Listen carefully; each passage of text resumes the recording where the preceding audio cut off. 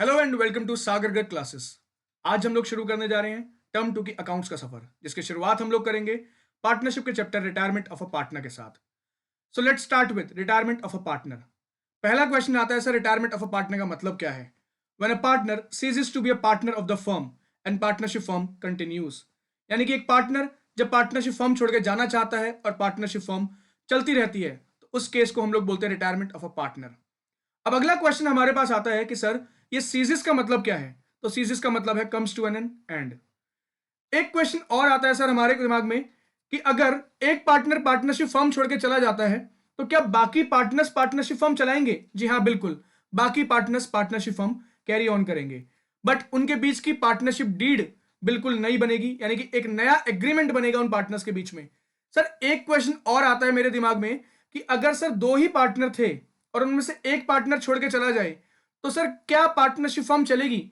Obviously not, क्योंकि कोई एक पार्टनर पार्टनरशिप फर्म नहीं चला सकता। इसके बाद अगला क्वेश्चन हमारे पास आता है कि एक पार्टनर अगर रिटायर होना चाहता है तो वो कैसे रिटायर हो सकता है? तो सबसे पहला point, if there is an agreement to that effect. अगर पहले से ही पार्टनर्स के बीच में कोई एग्रीमेंट था, कोई एक डेट डिसाइडेड थी, तो उस केस में पार्टनर रिटायर हो सकता है। सपोज हमारे पास तीन पार्टनर थे, partner A, partner B and partner C. Partner C ने डिसाइड किया कि वो पार्टनरशिप फर्म छोड़ के जाना चाहता है और उसने पार्टनर ए और बी के साथ एग्रीमेंट किया कि मैं 1 अगस्त 2022 को पार्टनरशिप फर्म छोड़कर चला जाऊंगा। तो उस केस को हम लोग बोलते हैं एग्रीमेंट टू दैट इफेक्ट। इसके बाद हमारे पास सेकंड पॉइंट आता है कि अगर एक पार्टनर पार्टनरशिप फर्म छोड़ के जाना चाहता है और बाकी पार्टनर्स एग्री हैं, तो उस केस में भी पार्टनर रिटायर हो सकता है। अगेन मान लो हमारे पास तीन पार्टनर हैं, पार्टनर ए है, पार्टनर बी है एंड पार्टनर सी है, और पार्टनर सी कहता है कि मैं पार्टनरशिप फर्म छोड़कर जाना चाहता हूं और बाकी पार्टनर ए और बी एग्री हैं, तो इस केस में भी पार्टनर सी पार्टनरशिप फर्म छोड़कर जा सकता है। नेक्स्ट पॉइंट हमारे पास आता है कि अगर कोई पार्टनर पार्टनरशिप फर्म छोड़ के जाना चाहता है तो वो अपनी कंसेंट राइटिंग में दे सकता है, बट ये पॉइंट अप्लाई होगा ओनली पार्टनरशिप एट विल के केस में।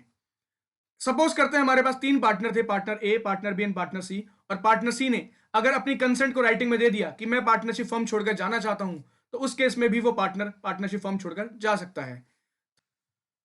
अगला क्वेश्चन हमारे पास आएगा कि सर अगर एक पार्टनर रिटायर हो जाए तो उसकी लायबिलिटी क्या रहेगी?